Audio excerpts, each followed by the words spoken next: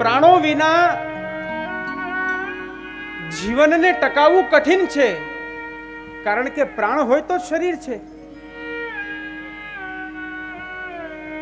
કોઈ વ્યક્તિ મૃત પડ્યો છે તો કહેશે કે આના તો પ્રાણ નીકળી ગયા. પ્રાણ જ સર્વ કંઈ છે. ભક્તો માટે પ્રાણ શું હોઈ શકે? ભક્તોનો પ્રાણ શું છે?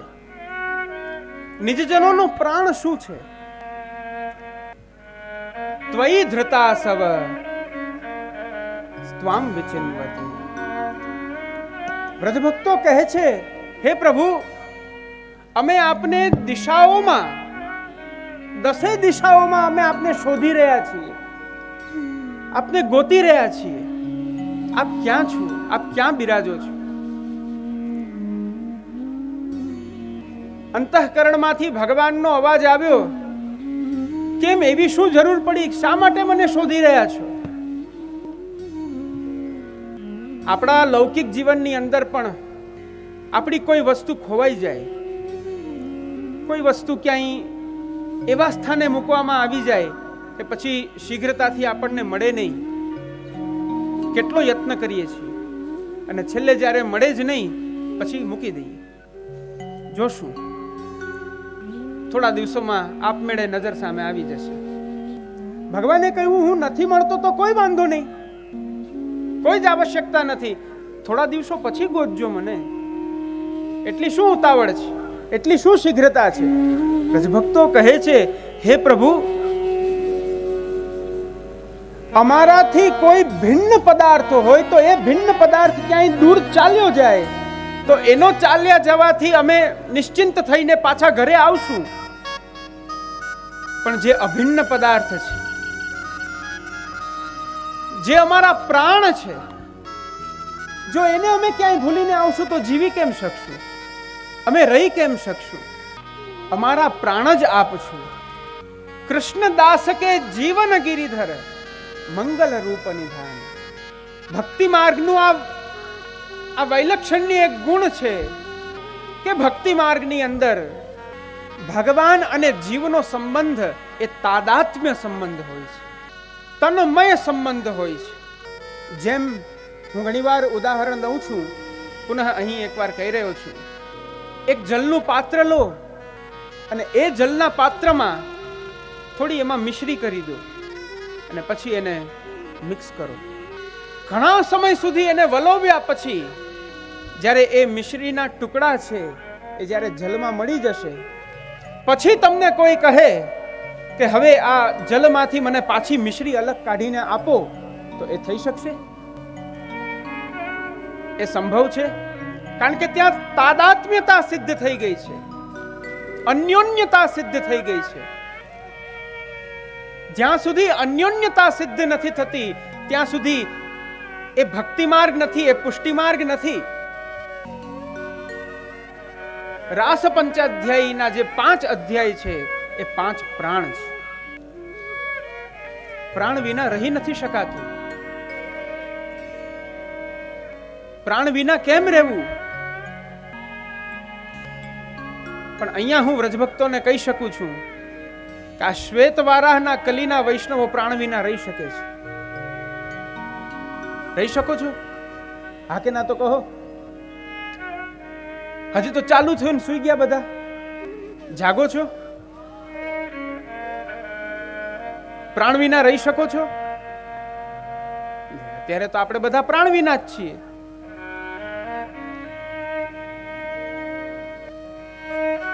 શોધવા નીકળ્યા છીએ પ્રભુને. શું વિલક્ષણતા છે! લૌકિકમાં એક કહેવત છે ને, કાંખમાં છોકરું અને ગામમાં ગોતે. પ્રેષ્ઠો ભવાંસ તનુભ્રતામ કિલ બંધુરાત્મા. વ્રજભક્તો કહે છે, હે પ્રભુ, આપ અમારા પ્રાણરૂપ છો, કારણ કે અમે દેહધારીઓ છીએ અને દેહધારી હોવાથી અમારી આત્મા પણ આપ છો, અમારા બંધુ પણ આપ છો અને અમારા પ્રિયતમ પણ આપ છો. અંતઃકરણમાં ભગવાન વિદ્યમાન છે, છતાં આપણે પ્રભુને શોધવા જઈ રહ્યા છીએ, પ્રભુને ગોતીએ છીએ. શ્રી મહાપ્રભુજી શ્રી ગુસાઈજીએ કૃપા કરી બ્રહ્મ સંબંધનું દાન પ્રદાન કરી, આત્મનિવેદન કરાવી અને જીવોના અંતઃકરણમાં જે ભક્તિ બીજને પ્રસ્થાપિત કર્યું છે એ ભક્તિ બીજનું એ મહાત્મ્ય છે. ત્વમ તુ ભક્તિ પ્રિયા તસ્ય સતતમ પ્રાણતોધિકા ત્વયા હૂતસ્તુ ભગવાન યાતિ નીચ ગૃહેશ્વતી. એ ભક્તિ દ્વારા જ્યારે પણ ભગવાનનું આવાહન કરવામાં આવે ત્યારે પ્રભુ અવશ્ય પધારે છે. પણ આ અહંતા મમતા એ આપણને છોડતી નથી. આપણે એમાં તન્મય થઈ ગયા છીએ, અહંતા મમતામાં ઓતપ્રોત થઈ ગયા છીએ. 5 અધ્યાય છે, 5 પ્રાણ છે અને 5 અધ્યાયમાં ભગવાને 5 પ્રકારે અલૌકિક રમણનું સુખ પોતાના નિજજનોને પ્રદાન કર્યું છે. એ આ રાસ પંચાધ્યાય છે, જ્યાં રાસ છે. રસરૂપ ભગવાન રસરૂપ થઈને અનેક વ્રજ ભક્તોના હૃદયમાં પ્રસ્થાપિત થયા, હૃદયમાં પ્રસ્થાપિત થઈ, અંતઃકરણમાં પ્રસ્થાપિત થઈ, પ્રાણોમાં પ્રસ્થાપિત થઈ, ઇન્દ્રિયોમાં પ્રસ્થાપિત થઈ અને બહિર મૂર્તિમંત સ્વરૂપે પ્રસ્થાપિત થઈ અને ભગવાને જ્યાં રમણ કરાવ્યું છે એ આ રાસ પંચાધ્યાય છે.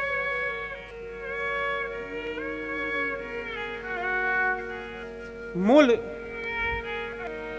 જેમ શાસ્ત્રીજીએ હમણાં જ પૂર્વમાં આપ સૌને કહ્યું કે પ્રમાણ, પ્રમેય, સાધન અને ફલ, એમાંથી સીધા ફલ પ્રકરણની ચર્ચા. આપ સૌના હૃદયમાં ભગવાનના અલૌકિક નિરોધ સ્વરૂપનું દર્શન કરાવવું એ પૂર્વમાં અતિ આવશ્યક બની રહે એટલા માટે થઈને પ્રારંભથી હું આપ સૌને કહી રહ્યો છું. વિષય રાસ પંચાધ્યાયી જે છે તે શ્રીમદ ભાગવતજીની અંદરનો 10મ સ્કંધમાં ભાગવતજીના ક્રમાનુસાર 29મા અધ્યાયથી લઈ અને 33મા અધ્યાય સુધી અને સુબોધિનીજીના ક્રમાનુસાર 26મો અધ્યાય થી લઈ અને 30મા અધ્યાય સુધીની આ લીલા છે. શ્રીમદ ભાગવત એ શ્રીમદ ભાગવત શું છે? દ્વાદશાંગો વૈ પુરુષ. ઉપનિષદમાં કહ્યું છે ભગવાન 12 અંગવાળા છે, જેથી શ્રીમદ ભાગવતજીના પણ 12 સ્કંધ છે. તેથી એ સિદ્ધ થાય છે. શ્રી મહાપ્રભુજી આજ્ઞા કરે છે ઇતિદમ દ્વાદશ સ્કંધમ પુરાણમ હરિરેવસઃ. આ 12 સ્કંધમાં સાક્ષાત શ્રી ગોવર્ધનોદ્ધરણનું જ સ્વરૂપ જોવાનું છે. એક સ્કંધ એ પ્રભુનું એક શ્રીઅંગ છે અને એમાં 10મ સ્કંદ એ શ્રી ઠાકોરજીનું હૃદય છે. 10મ સ્કંદ એ પ્રભુનું હૃદય છે અને એ 10મ સ્કંદનો વર્ણ્ય વિષય છે નિરોધ, નિરુદ્ધતા. જ્યાં જઈને સ્થિર થવાઈ જાય છે, પછી ત્યાંથી ચિત્ત વિચલિત નથી થતું. જે પરમાનંદની પ્રાપ્તિ કરીને જીવ તૃપ્ત થઈ જાય છે તે આ નિરોધ લીલા છે. નિરોધ એટલે શું? જ્યાં પ્રપંચની વિસ્મૃતિ હોય, કેવલ પ્રપંચની વિસ્મૃતિ જ નહીં પરંતુ તેની સાથે સાથે પ્રભુમાં આસક્તિ હોય, તે નિરોધ છે. પ્રપંચ વિસ્મૃતિ પૂર્વિકા ભગવદ આસક્તિર નિરોધ.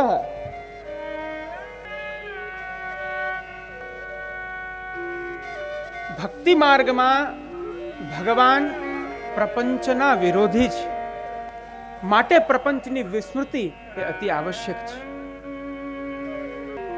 આ 10મા સ્કંધના પ્રથમ અધ્યાયથી લઈને અંતિમ અધ્યાય સુધી ભગવાને એ સર્વ જીવોને, તામસ જીવોને, સાત્વિક જીવોને, રાજસ જીવોને, નિર્ગુણ જીવોને, આવા સર્વ જીવોને આપે નિરોધની જ પ્રાપ્તિ કરાવી છે.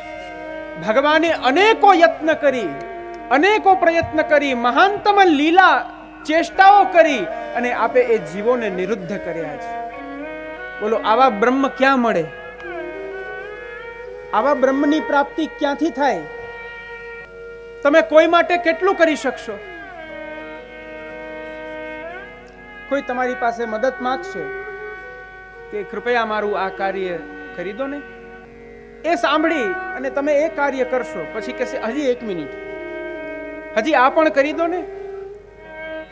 કરી દીધું.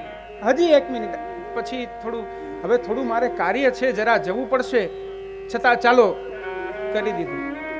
પાછું કહેવામાં આવે તો હવે બસ, હવે બસ. પ્રભુનું તો અવતરણ જ પોતાના નિજ ભક્તો માટે થયું છે.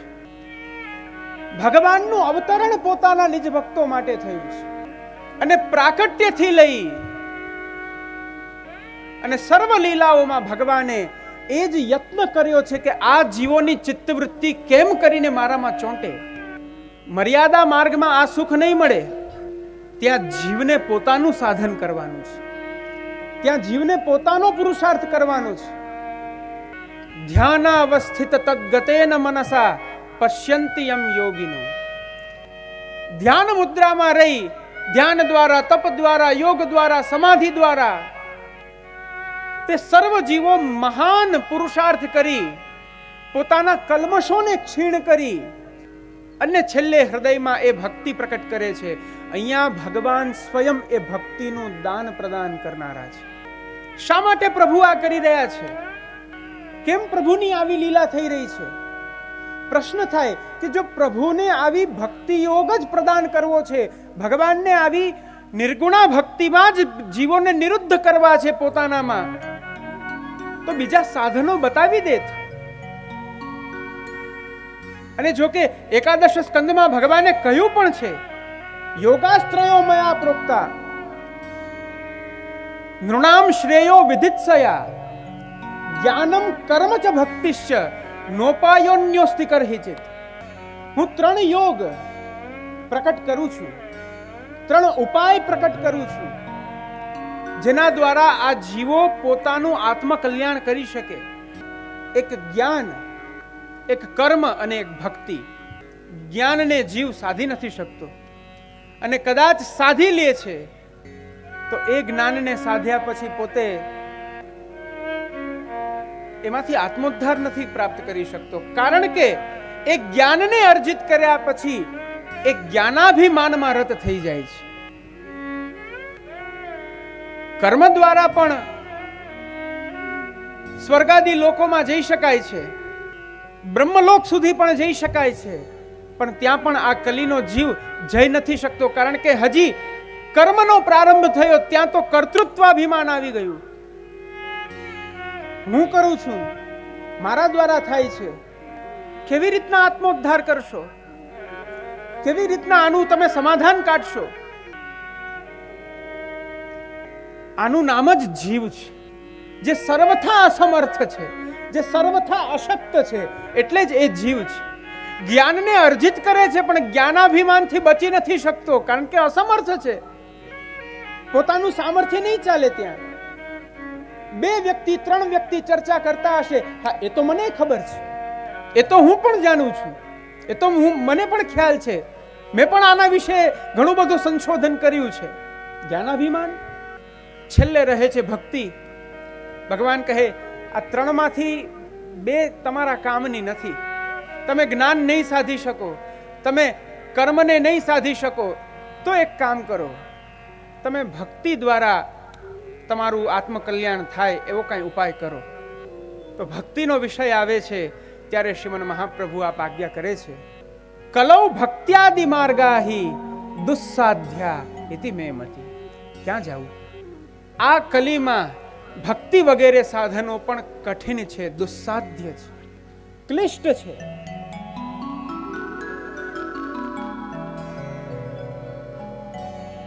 ભક્તિ કરવી પણ કઠિન છે. ભક્તિને સહેલી ન માનશો. ભક્તિ એટલી સહેલી નથી. પુષ્ટિ ભક્તિ માર્ગની વિલક્ષણતા જુઓ. આ માર્ગ જેવો સરળ બીજો કોઈ માર્ગ નથી. ભક્તિ માર્ગ જેવો સરળ બીજો કોઈ માર્ગ નથી, અને ભક્તિ માર્ગ જેવો ક્લિષ્ટ બીજો કોઈ માર્ગ નથી. એક વખત તત સદ્યો વિમુચ્યેત, એક વખત ભગવાન નામના ઉચ્ચારણથી જીવોના સકલ દોષોનો જ્યાં પરિહાર થઈ જતો હોય, જન્મ જન્માંતરોના પાપો ધોવાઈ જતા હોય, જીવો વિશુદ્ધ બની જાય, એવું જે સામર્થ્ય છે એ આ ભક્તિ માર્ગનું છે. આ સરળતા છે. એક વખત નામ લેવાથી જો આટલું ફળ મળતું હોય તો દિવસમાં 4-5 નામ લઈ લો. કેટલા જન્મોના અપરાધો તમે એક મહિનામાં ધોઈ નાખશો?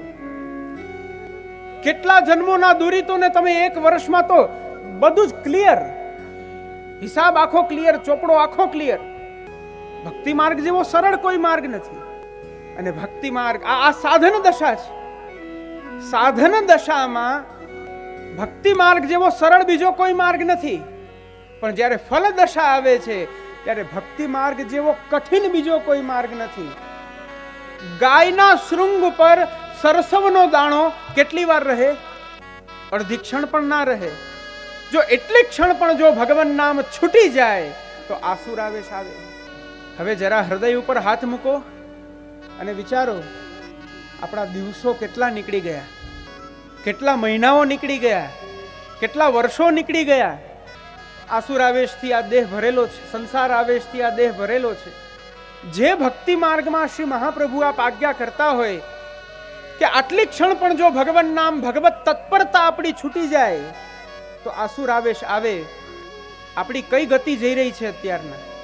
પ્રપંચની વિસ્મૃતિ થવી એ અતિ આવશ્યક છે.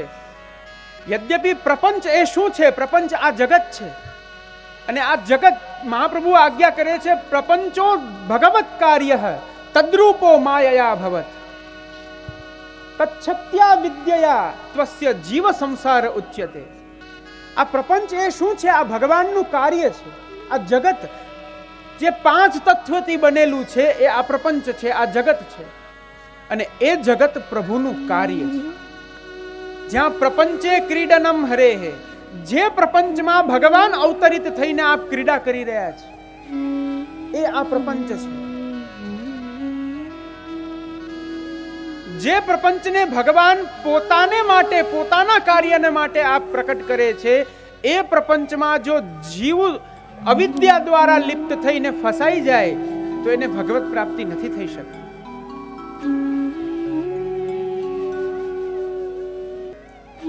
શ્રી મહાપ્રભુ આપ આજ્ઞા કરે છે, મંગલાચરણમાં પણ આપણે સૌએ શ્રવણ કર્યું, રૂપ નામ વિભેદેન જગત ક્રીડતિ યો યતઃ. રૂપ અને નામ, એક રૂપ પ્રપંચ છે, એક નામ પ્રપંચ છે. એ રૂપ અને નામ બંનેથી ભગવાન આ જગતની અંદર, આ પ્રપંચમાં આપ ક્રીડા કરી રહ્યા છે.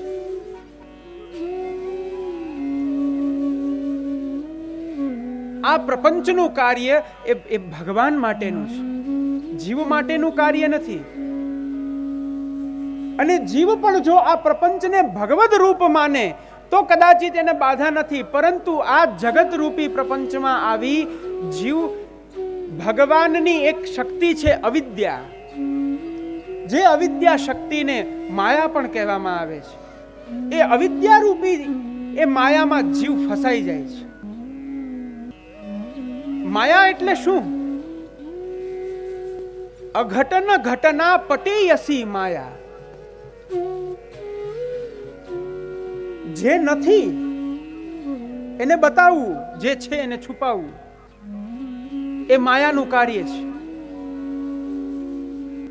માયા જવનિકાચ્છન્ન મજ્ઞાધોક્ષજમવ્યયમ ન લક્ષ્યસે મૂઢ દૃષા નટો નાટ્યધરો યથા. ભગવાન કુંતીજી કહે છે કે હે પ્રભુ, એક માયા રૂપી પડદાથી આપ ઢકાયેલા છો, આપ આચ્છન્ન છો. આપ અતિન્દ્રિય અવ્યય એવા ભગવાન આપ માયા રૂપી પડદાથી ઢકાઈ જાઓ છો, જેથી કરીને જેની મૂઢ દૃષ્ટિ છે, તે આપને જોઈ નથી શકતા, અને કદાચ જુએ છે તો એ નટો નાટ્ય ધરો યથા, જે પ્રકારે એક નટ અભિનય કરીને પોતાનું કાર્ય પૂર્ણ કરી લે એ પ્રકારે એ માને છે કે આ તો ફલાણ, આ તો કૃષ્ણ છે, આ માયાવી છે, આ તો કપટી છે, આમની તો આવી લીલા છે, આવી ચેષ્ટા છે, હમણાં માયા કરશે ને આ બધું બદલાવી નાખશે, છલ કરશે, કપટ કરશે. લોકવત ભગવાનને જોઈ રહ્યા છે, પરંતુ આપ એવા નથી. આપનું એવું સ્વરૂપ નથી. આપનું અચિંત્ય મહાત્મ્ય છે, આપનું અચિંત્ય ઐશ્વર્ય છે. પ્રપંચની વિસ્મૃતિ થવી એ અતિ આવશ્યક છે. પ્રપંચની અંદર આવતા આવતા જીવ અહંતા મમતાત્મક આ સંસારમાં ફસાઈ જાય છે. અહંતા મમતાત્મક સંસારમાં ફસાવાથી જીવ બંધનમાં પડે છે. શ્રી મહાપ્રભુ આપ પોતાના નિજજનોને પોતાનું સ્વરૂપ બતાવી રહ્યા છે.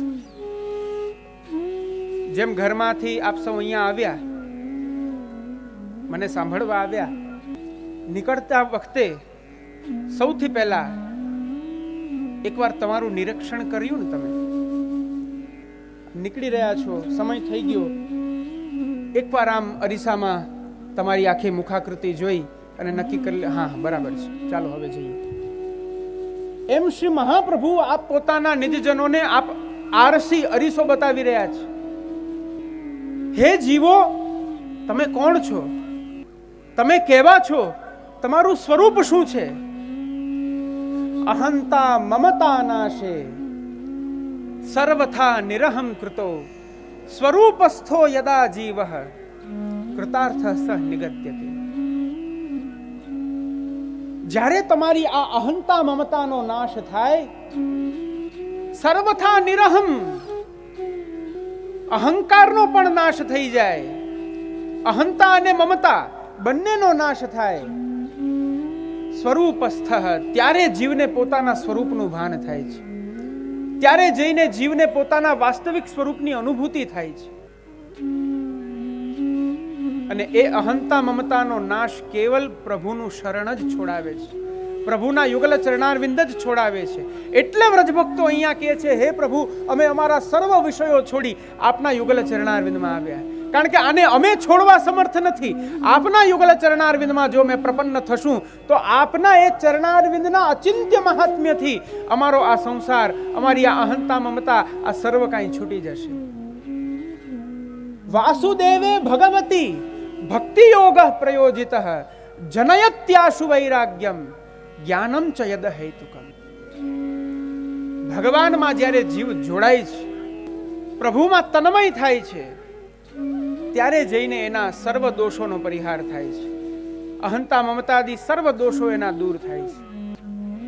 અને જે આ સંસાર છે, સંસારને તો શ્રી મહાપ્રભુજી મિથ્યા આજ્ઞા કરી રહ્યા છે.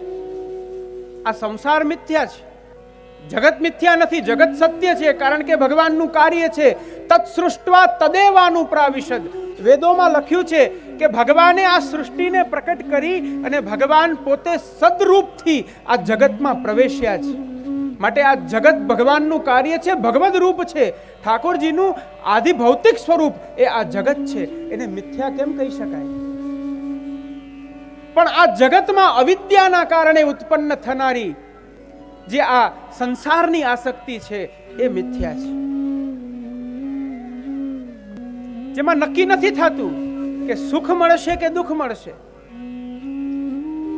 સાહિત્યકાર લખે છે, એક વ્યક્તિ એક માયાનગરમાંથી નીકળતો હતો, અને એ માયાનગરમાંથી નીકળતો હતો ત્યારે એને એક એક સ્થાનમાં અલગ અલગ દૃશ્ય દેખાણા.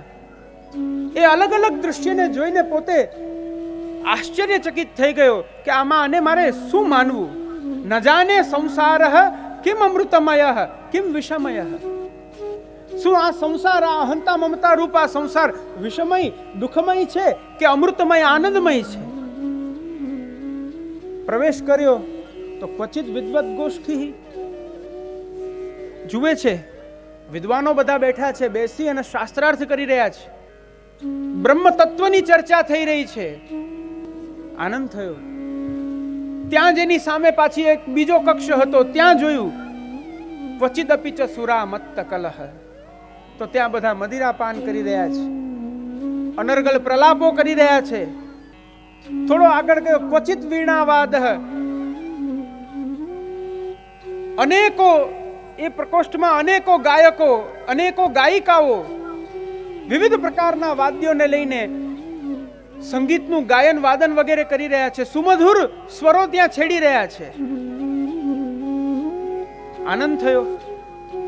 તો બીજા પ્રકોષ્ઠમાં જોયું તો એક વ્યક્તિ મૃત પડ્યો છે. તો ક્વચિદપી હાહેતિ રુદિતમ, તો ત્યાં બધા જ એના છાતી ઉપર માથું મૂકી અને જોશથી રડી રહ્યા છે. દુખી થઈ ગયો. થોડો આગળ ગયો તો ક્વચિદ રમ્યા નારી, ઇન્દ્રની સભામાં ઉપસ્થિત જે અપ્સરાઓ છે એનાથી પણ જેનું અધિક સૌંદર્ય છે એવી નારીઓ ત્યાં ઉપસ્થિત છે, નૃત્ય કરી રહી છે. આનંદ થયો જોઈને. તો આ બાજુ જુએ છે તો એક માર્ગમાંથી એક વૃદ્ધ લાકડી લઈ ક્વચિદપી જરજર તનુહુ, એ પોતાના જર્જરિત દેહને લઈને ધીમે ધીમે ધીમે ચાલી રહ્યો છે. આ બધી જ અવસ્થા છે. આ બધી જ અવસ્થાઓ છે. એક એક અવસ્થાઓ છે. ક્વચિદપી જરજર તનુહુ, એ પોતાના એ જર્જરિત શરીરને લઈને ચાલી રહ્યો છે. અને હમણાં જાણે એવું લાગે કે હવે આવનારા પગલું ભરશે એ જ ડગલામાં એને મૃત્યુ આવશે. એવો વૃદ્ધ છે. પેલો વ્યક્તિ મૂંઝાઈ ગયો. મૂંઝાઈને પોતે વિચારે છે, ન જાને સંસાર કિમ અમૃતમય કિમ વિષમય. શું આ સંસાર, આ અહંતા મમતા જે આ સંસાર છે એ શું અમૃતમય છે કે વિષમય છે? પ્રપંચનું વિસ્મરણ અને પ્રભુમાં આસક્તિ એ નિરોધ છે. ભક્તાનામ પ્રપંચા ભાવો નિરોધ. નિજ ભક્તોનો જ્યાં પ્રપંચનો અભાવ થાય એ નિરોધ છે. હવે રાસ પંચાધ્યાયીના વિષયને લઈને એ નિરોધના 4 પ્રકારે એ નિરોધને સમજવાનો છે. એના કારણથી, સ્વરૂપથી, કાર્યથી અને પ્રયોજનથી. કારણરૂપ નિરોધ અર્થાત આ નિરુદ્ધતાને માટેનું કારણ શું છે? તો કારણ બસ એક જ છે કે જીવો ભગવાનમાં તન્મય થાય. હવે એ નિરોધમાં 2 પ્રકાર છે. એક ભગવાન દ્વારા નિરોધ થઈ રહ્યો છે અને એક જીવો દ્વારા નિરોધ થઈ રહ્યો છે. નિરોધસ્યાનુશયનમ આત્મનઃ સહ શક્તિભિઃ. પોતાની અનેક શક્તિઓ સાથે. શક્તિ માને, શક્તિનો અર્થ અહીંયા તાકાત નથી, બલ નથી. શક્તિઓનો અર્થ છે વ્રજભક્તો, ગોપીજનો. પોતાની જે અલૌકિક અંતરંગ આત્મસૃષ્ટિ છે એ આત્મસૃષ્ટિમાં જે શક્તિ સ્વરૂપા જે એ વ્રજભક્તો છે એ વ્રજભક્તો સાથે સહશક્તિભિઃ અનુશયનમ. ભગવાનનું અનુશયન અર્થાત શયનનો અર્થ સૂવું નહીં, પ્રભુની લીલાઓ. 2 અર્થ થાય. શ્રી મહાપ્રભુજી આ પ્રકારે 2 અર્થ કર્યા છે. એક તો ભગવાન પોતાની સર્વ શક્તિઓને પોતાનામાં લઈ અને ભગવાન અનુશયન કરે એ એક નિરોધ છે. સર્વ શક્તિને, સર્વ કારણભૂત, આ જગતના પ્રપંચના કારણભૂત સર્વ પદાર્થને પોતાની અંદર લઈ અને ભગવાન આપ યોગ નિદ્રામાં શયન કરે, એ સર્વ પદાર્થને પોતાની અંદર રોકી રાખે એ નિરોધ. પણ અહીંયા શ્રી મહાપ્રભુ આજ્ઞા કરે છે કે અનંત વ્રજ ભક્તો સાથે જે ભગવાનનું રમણ છે, જે લીલા છે તે નિરોધ છે. અને એ નિરોધની માટેનું સૌથી મહત્વનું કાર્ય છે એ છે અવતરણ. પ્રભુનું અવતરણ. અને એ અવતરણ પણ કેવલ પ્રભુનું નથી, સર્વ લીલા પરિકર સહિતનું ભગવાનનું જે અવતરણ છે એ આ કારણ રૂપ નિરોધ છે. કે અહીંયા આ ભૂતલ પર ભગવાન પધારી અને એ સર્વ જીવોના હૃદયને આપ નિરુદ્ધ કરશે, એમના હૃદયને ભક્તિ રસથી ઓતપ્રોત કરશે. આ ભગવાન દ્વારા થનારું કારણ રૂપ નિરોધ છે. હવે જીવ દ્વારા અવસર કાલ અને અનવસર કાલ. અવસર કાલમાં પ્રભુની સેવા છે તો અનવસર કાલમાં પ્રભુના એ જ ચરિત્રોનું અવગાહન છે. ઠાકોરજીના નામ રૂપ ગુણ લીલાદીનું જે અવગાહન, શ્રવણ છે, એનું મનન છે, એનું ધ્યાન છે. જ્યારે જીવ એ કાર્ય કરે છે ત્યારે એ જીવનો કારણ રૂપ નિરોધ છે. સેવા કરો છો ત્યાં સુધી તો પ્રભુની સન્મુખ છો, પણ જેવા ઠાકુરજી પોઢી ગયા, શૈયામાં જેવા પ્રભુને પોઢાડ્યા, મંદિરને તાળામંગલ કર્યું અને જેવા અપરસમાંથી બહાર નીકળી અને પોતાના કાર્યમાં આવ્યા, પછી પણ શું જીહવા ભગવાન નામમાં તન્મય છે? કર્ણેન્દ્રિય પ્રભુની કથાના શ્રવણમાં તત્પર છે? હસ્તાદિ ઇન્દ્રિયો પ્રભુના શ્રીઅંગાદિ સેવામાં તત્પર છે? નહીં. ત્યારે આપણે લૌકિકમાં પરાયણ થઈ જઈએ છીએ, લૌકિકમાં આપણે તન્મય થઈ જઈએ છીએ. તો એવી સ્થિતિમાં દિવસનો અડધો સમય આપણે ભગવાનમય રહ્યા છીએ, તો હવે બાકીનો અડધો સમય લોકપરાયણ રહ્યા છે, લૌકિકમાં રહ્યા છે. આમાં ભગવત્તાની અનુભૂતિ ના થાય, આમાં પ્રભુની અનુભૂતિ તમે ના કરી શકો. તો એના માટે કહ્યું કે એ અનવસર કાલમાં પણ જો જીવ પ્રભુના ચરિત્રોનું શ્રવણ કરે, પ્રભુના એ જ ચરિત્રોનું કીર્તન કરે, એ ચરિત્રોનું ધ્યાન દ્વારા સ્મરણ કરે, ત્યારે જઈને જીવના ચિત્તમાં પ્રભુ સ્થિર થાય, પ્રભુની લીલા સ્થિર થાય, પ્રભુની એ લીલાનું મહાત્મ્ય સ્થિર થાય, જેથી કરીને કૃષ્ણ ગ્રહિત માનસ એ ભક્તો બની શકે. અને ભક્તિ માર્ગમાં જ્યાં સુધી તમે ભગવાનમય નથી બન્યા, ત્યાં સુધી બધું જ તમારું વ્યર્થ છે. આ કારણ રૂપ નિરોધ છે.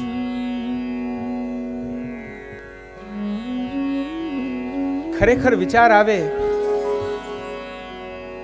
મંદસ્ય મંદ પ્રજ્ઞસ્ય વયો મંદાયુષાશ્ચ વૈ નિદ્રયા હ્રિયતે નક્તમ દિવાચ વ્યર્થ કર્મભિ.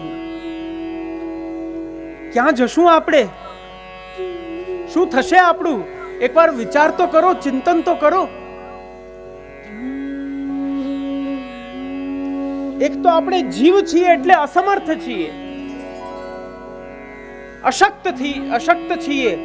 આપણા આત્મોદ્ધારનો આપણે કોઈ જ સંકલ્પ નથી કરી શકવાના, કોઈ પુરુષાર્થ નથી કરી શકવાના. જીવ છીએ માટે મંદ છીએ. એના ઉપર કહ્યું મંદ પ્રજ્ઞસ્ય. આપણી બુદ્ધિ પણ મંદ છે, બુદ્ધિ પણ સતત લૌકિક વિષયમાં તત્પર છે, લૌકિક વિષયમાં પરાયણ છે. અને એમાં પણ આ આયુ પણ મંદ છે. વધીને 100 વર્ષથી ઉપર કોણ જીવે છે? 100 વર્ષથી ઉપર કેની આયુ હોય? ભાગ્ય એ 100 વર્ષના પણ આમ બહુ ભાગ્ય જોવા મળે. જીવ મંદ, જીવની મતિ મંદ અને જીવની આયુ પણ મંદ. હવે ઓછી આયુમાં, ઓછા દિવસોમાં જે કંઈ પણ એને કરવાનું છે એ જીવે કરવાનું છે, પણ એ સમયને કાઢવા માટે કાલચક્ર ઊભી ગયું અહોરાત્ર રૂપ. રાત્રિ આવી, રાત્રિનો કાલ આવ્યો, તો રાત્રિના કાલમાં પણ નિદ્રા આપણી રાત્રિ લઈ જાય છે. અને દિવસનો કાલ આવે છે ત્યારે આ સંસારના લૌકિક વ્યર્થ કર્મો લઈ જાય છે. આમ કરતા કરતા આખું જીવન વ્યતીત થઈ જાય છે. ક્યારે આપણે ઠાકુરજીને પ્રાપ્ત કર્યા? ક્યારે આપણે ભગવાન નામ લીધું? આમાં ક્યાંથી પ્રભુમાં ચિત્ત ચોટે? ઘણા વૈષ્ણવો કહેતા હોય જે કઈ એવી આજ્ઞા કરો, એવી કઈ કૃપા થાય અમારી ઉપર કે સેવામાં અને પ્રભુના નામમાં અમારું ચિત્ત ચોંટે. આ રોગની ઔષધિ તમારી પાસે જ છે, તમારી પાસે જ આની ઔષધિ છે. અહર્નિશ ભગવત પરાયણ રહો.